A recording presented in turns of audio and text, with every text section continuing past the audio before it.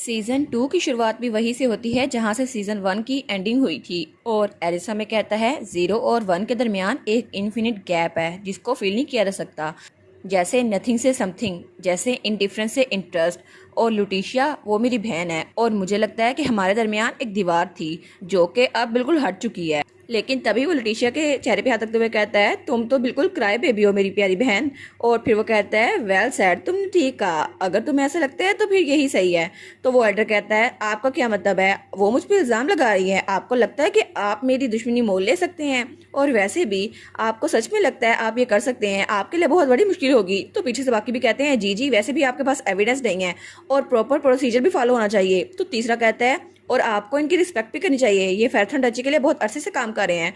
तो हमारा एरिस लुटिशिया के सामने अपना हाथ कतार कहता है मुझे बस एक चीज़ क्लियर करने दे, वो ये मैंने सिर्फ एक इंसान के लिए ये सब कुछ कहा है जो कि काउंसिल में एल्डर्स का हेड है और उसको गिल्टी साबित करने का ये मतलब नहीं है मैं काउंसिल के खिलाफ जा रहा हूँ। वरना वो बड़े गुस्से में आते हुए कहता है आप लोग को पता है आप लोग के साथ क्या हो सकता है? अगर ऐसा हुआ तो सबके खिलाफ छानबीन बैठेगी। तो उसकी बात सुनकर हर कोई खामोश रहता है, वो कुछ बोल ही नहीं पाते। तो तब उनमें से जो काले बालों वाला था वो कहता है जी बिल्कुल, आप बिल्कुल ठीक कह रहे हैं, वैसे भी अगर उसने कुछ गलत किया है तो ये हमारा काम नहीं है।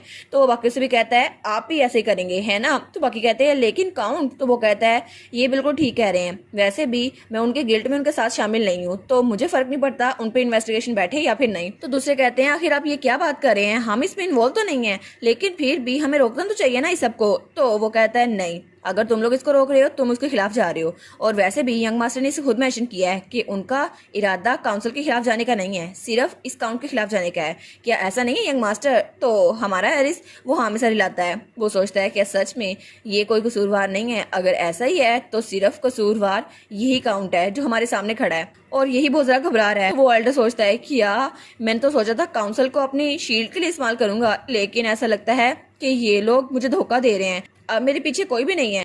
तो वो एल्डर कहता है ऐसा लगता है मैंने आपको मिस जज कर लिया था यंग मास्टर, लेकिन आपके डायरेक्ट नैरेटिव्स में से मुझे लगा था आप ही सबसे ज़्यादा रीजनेबल है। तो एरिस कहता है जी बिल्कुल, मैं बहुत ज़्यादा रीजनेबल हूँ, इसलिए तो आपसे इन्वेस्टिगेशन करने का बोल रहा हूँ। और वैसे भी मुझे लगता है आप बहुत ज़्यादा बूढ़े हो गए ना, तो यंग जनरेशन का आपको पता नहीं है, हम लोग ऐसे ही हैं। तो तभी वहाँ पर कोई आता है, कहता है आखिर यहाँ पर हो क्या रहा है? तो वो सारे के सारे उधर देखते हैं और वहाँ पर था हमारा ड्यूक जो कि मीटिंग खत्म करके आ ही गया था और उसके साथ उसका एडवाइजर भी था। तो वो कहता है क्या आपकी टाइमिंग, लेकिन लॉर्ड एरिस तो बस कह रहे थे। तो तभी उसकी बात पूरी होती है और हमारी हीरोइन कहती है डैडी लुलू पेन में है, इस अंकल ने इसने मेरा हाथ पकड़ा और मेरा हाथ दर्द करने लग गया, ये अंकल बहुत गंदे हैं। तो वो कहता है क्या इसको क्या लगता है ये तरीका काम कर जाएगा? लेकिन दूसरी पार्टी तो ड्यूक फैराथन है, वो अपनी बेटी के लिए पागल है, क्या वो सच में मेरी बात मान जाएंगे? तो तभी ड्यूक बड़े गुस्से में आते हुए कहता है तुमने लुलू को हर्ट किया, लेकिन क्यों? और वो तो बहुत ज़्यादा डरावना लग रहा था। तो वो आदमी कहता है क्या क्या ड्यूक बड़े गुस्से में आए हुए हैं, लेकिन क्यों? तो उसका एडवाइजर कहता है ड्यूक यंग लेडी ने कहा है कि ये इन पर इल्ज़ाम लगाया गया है, ये ब्राइबरी में शामिल थे। तो ड्यूक कहता है ज़रूर कोई ना कोई वजह होगी कि लुलू ने यह कहा है। तो वो कहता है लेकिन ऐसा नहीं हो सकता। तो हमारी लुलू कहती है जी जी फादर, जब मैं अंकल की जगह पर थी ना मैंने इन ग्रैंडपा को देखा था और इन लोगों को भी, और वो दो लोग की तरफ इशारा करती है और वो थे डेविड और सोबरी। और फिर वो कहती है मैंने उनको देखा था, वो अंकल से बात कर रहे थे और उन्होंने कहा था क्या चीजें सही जा रही हैं, क्या पैसों की अदल बदल ठीक हो गई और इसके पीछे काउंट है, उनको पकड़ा नहीं जाना चाहिए। तो वो दोनों बड़े डर जाते हैं। ड्यूक कहता है क्या ऐसा ही है? तो एल्डर कहता है नहीं नहीं, यंग लेडी ने कुछ गलत सुना होगा, वैसे भी मैंने ऐसा कुछ भी नहीं कहा था। तो ड्यूक कहता है तुम कह रहे हो कि लुटिशिया जिसे अभी तक नाम भी याद नहीं हुए उनको तुम तीनों के नाम याद हो गए, लेकिन कैसे? और ये तो इत्तेफाक हो नहीं सकता कि वो अपने में से बातें बना रही है ना? तो वो कहता है नहीं नहीं, मेरा ये मतलब नहीं था, मेरा मतलब था कि मेरे खिलाफ प्लॉट किया जा रहा है, जरूर उनको किसी ने बहकाया होगा। तो ड्यूक कहता है तुम्हें लगता है ये कहानी मेरी बेटी ने खुद बनाई है क्योंकि तुम मार्कस ट्रेंकर के साथ मिले हुए हो, उसे यही लगता है, लेकिन आखिर क्या वजह हो सकती है? और वो तो उसके बिल्कुल सामने था। वो कहता है तुम्हें क्या लगता है मेरी बेटी ऐसी मनगढ़ंत कहानी क्यों सुनाएगी? तो वो कहता है यंग लेडी को जरूर इंटरेस्ट होगा ना बिजनेस में, तो उनको लगा होगा ऐसे कहानी सुनाने से लोगों की अटेंशन उसकी तरफ आ जाएगी। तो ड्यूक कहता है अच्छा, लेकिन ऐसा करने से तुम्हें क्या फ़ायदा होगा और तुम इतनी ज़रा केयरलेस क्यों हो रहे हो। तो हमारी हीरोइन कहती है जी जी बिल्कुल, इनको लगता है मैं स्टूपिड हूँ, मैं बिल्कुल भी स्टूपिड नहीं हूँ। और उसने हैरिस को और जोर से पकड़ लिया था। वो कहती है अगर ये लोग मुझे इतना कह ही रहे हैं तो फिर मैं काउंसिल के खिलाफ खुद जाऊंगी। इनको पता नहीं है मैं कितनी ज़रा खतरनाक हूँ। अगर इन्होंने मेरे खिलाफ कुछ किया ना, मैं इनको बताऊंगी स्कीमिंग होती क्या है। और वो तो बड़े गुस्से में आई हुई थी, लेकिन तभी वो बिल्कुल खामोश रहती है और सब लोग उसकी तरफ देख रहे थे। वो कहती है क्या मैंने ये क्या बोल दिया। तो वो बेचारी तो शर्मा जाती है। वो कहती है नहीं नहीं, मेरा मतलब है लुलू तो बहुत ज़्यादा काइंड है। लुलू तो बिल्कुल एक एंजल है जिसके पास विंग्स नहीं है। और ये सब तो मैंने इसलिए कहा क्योंकि ये वाले ग्रैंडपा बहुत ज़्यादा बुरे हैं। तो एरिस कहता है हाँ हाँ, आखिर किसको लग सकता है कि मेरी बहन बुरी है। वैसे भी अभी तक हमने तुम्हारी इनाग्रेशन सेरेमनी नहीं रखी, तो क्या होगा हम तुम्हें अपना ऑफिस ना बना के दे दें। तो ड्यूक कहता है बिल्कुल, ये वैलिड पॉइंट है। वैसे भी मेरी लुलू वो तो बिल्कुल एक एंजल है, इसमें कोई भी शक नहीं है। तो वो कहती है क्या। तो तभी उसका एडवाइजर कहता है ये आपकी फिक्र, ये नहीं कि इस काउंट ने कोई मसला खड़ा किया या फिर नहीं। और तब उस काउंट को वहां से ले जाया जा रहा था क्योंकि उसके खिलाफ इन्वेस्टिगेशन हो रही थी और हमारी हीरोइन अपने भाई के साथ खड़ी हुई थी। वो सोचती है मैं बहुत ज़रा खुश हूँ कि मैं अपनी सेंसेस में वापस आ गई हूँ, लेकिन आखिर पहले मैंने क्या बोला, मैं कितनी ज़रा ऑकवर्ड हो गई थी ना। और तभी उसकी पेनल्टी हटी थी। तो तब एरिस की तरफ देखती है और एरिस वहाँ खड़ा स्माइल कर रहा था। तो वो कहती है क्या। एरिस तो बहुत ज़्यादा गुस्सा होगा ना कि मैं अपने अल्फाज से पीछे मुड़ गई। तो वो कहती है हे एरिस। तो एरिस कहता है हाँ क्या हुआ।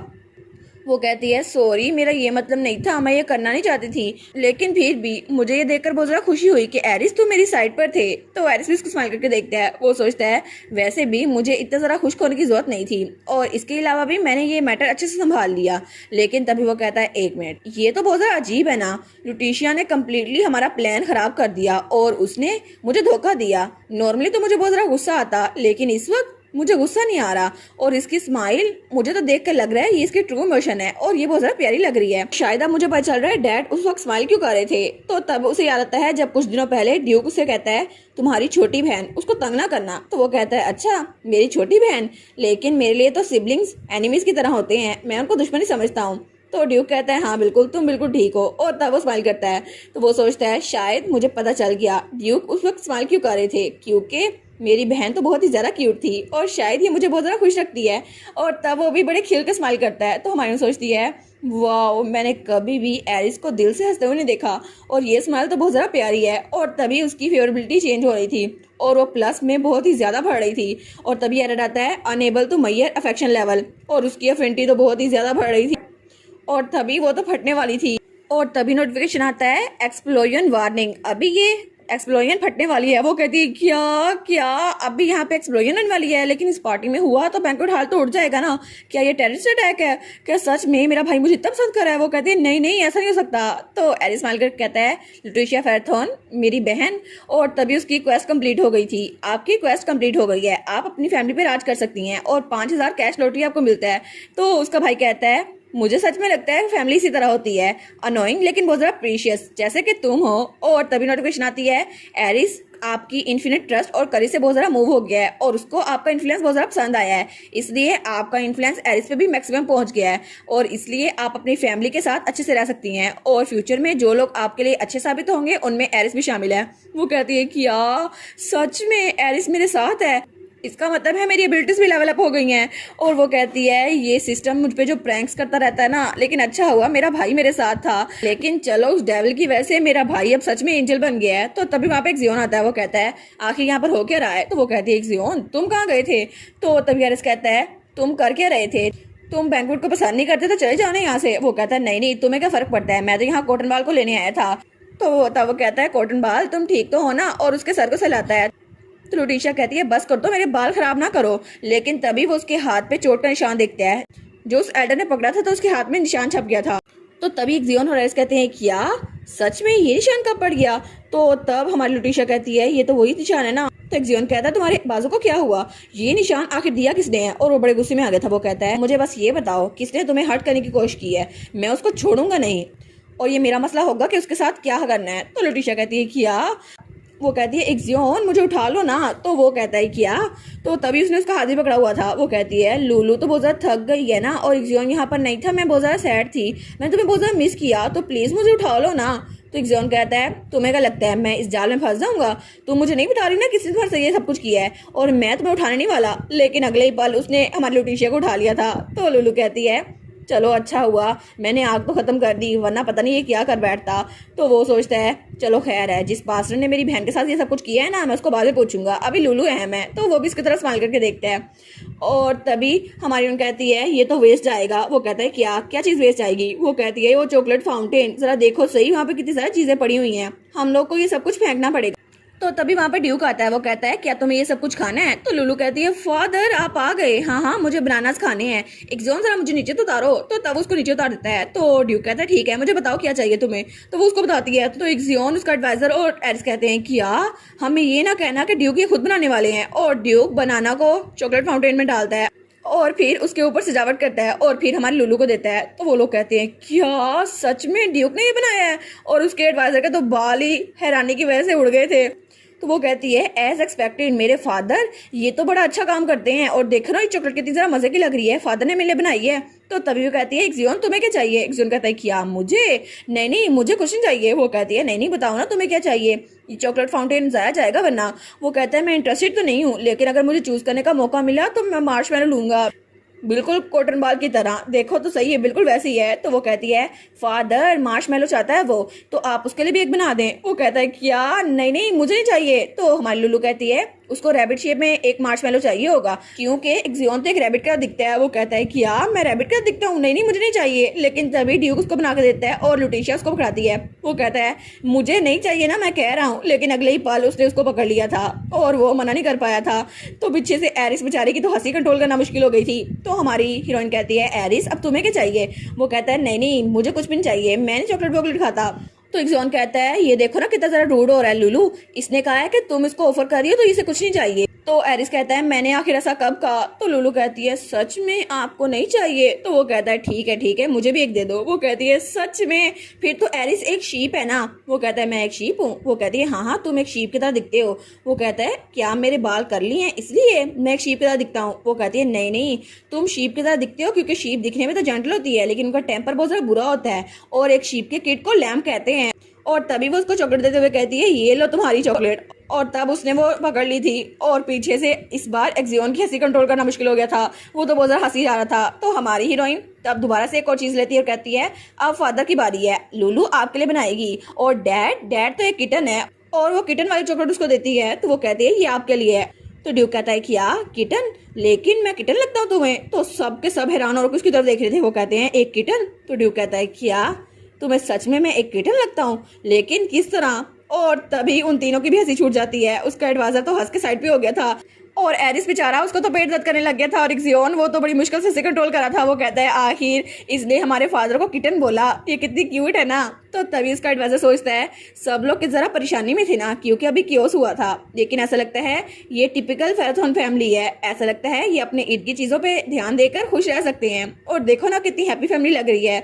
और हमारी हीरोइन वो भी उन सबको देखती है और वो सोचती है इनको देख के तो मुझे लग रहा है जैसे मेरा कोई ख्वाब सच्चा हो गया हो, क्योंकि फ्यूचर तो बिल्कुल गैर यकीनी है। लेकिन मुझे ये सब कुछ चीज़ें ये बिल्कुल भी नापसंद नहीं है, ये इसलिए क्योंकि पहली बार मैंने अपनी फैमिली के साथ न्यू ईयर मनाया है और मेरे पास फादर और ब्रदर्स हैं। और स्माइल करके कहती है मैं तो बहुत ज़्यादा खुश हूँ, इतनी ज़्यादा कि मैं बता नहीं सकती।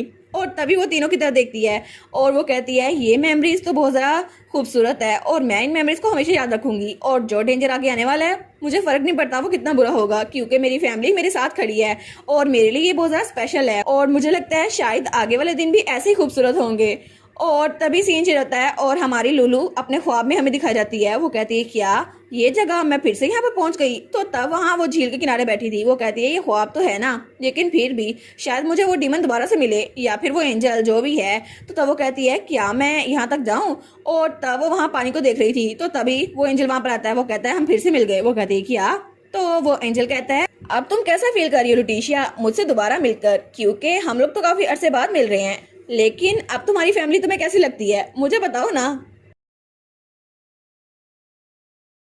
और इसी के साथ ये वाला पार्ट यहीं पर ख़त्म। तो आप लोग बताइएगा आप लोग को ये पार्ट कैसा लगा, और वीडियो को लाइक और चैनल को सब्सक्राइब लाजमी कीजिएगा। बाकी वीडियोस का लिंक भी स्क्रीन पर नज़र आ रहा होगा, तो काइंडली उनको भी चेकआउट कर ले। और thank you so much for watching my videos. Stay safe, bye bye.